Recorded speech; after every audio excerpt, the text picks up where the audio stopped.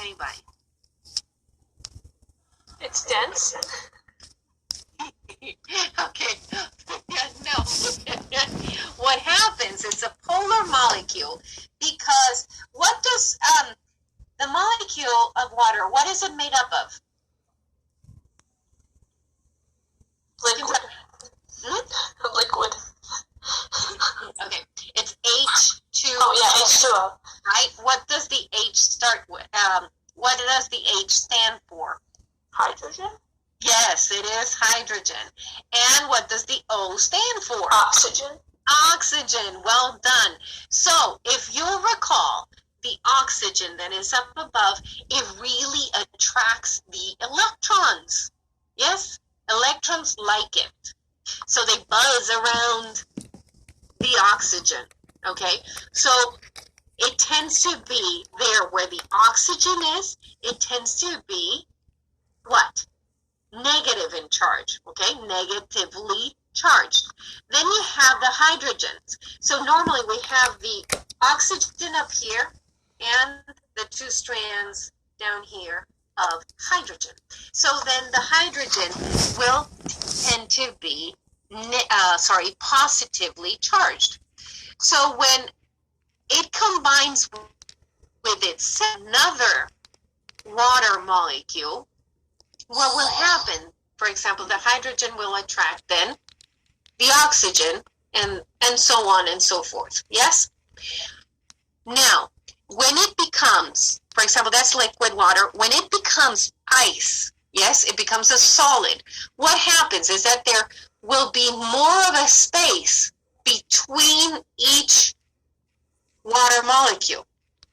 So there's more space, empty space, there's less density. Okay? Yeah. Also, it will attract other molecules that are also polar molecules. Okay? So that's why they're easily dissolved, because what? One part of the molecule that comes will go to the oxygen and another part with the hydrogen. And that's why certain things are easily dissolved. It's not everything. Okay?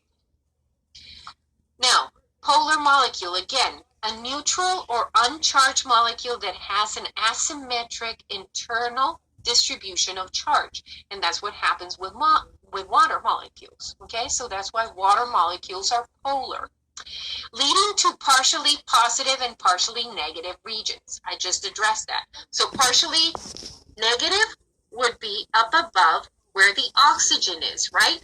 And partially positive will be down below where the hydrogen, where the hydrogens are.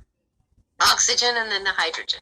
Now, who remembers what is cohesion? We have cohesion and adhesion. They are both attraction, right? It's one attraction of a molecule with another molecule. Yeah? But what is the difference between cohesion and adhesion? Yes, LESI. Cohesion, I think it's together. Together with one another, like another molecule. Oh, no?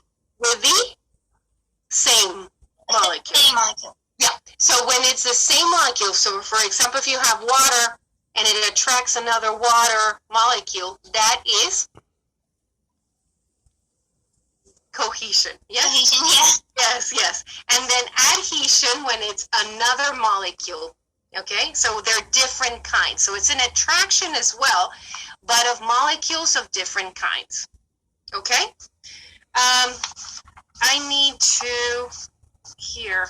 Sorry.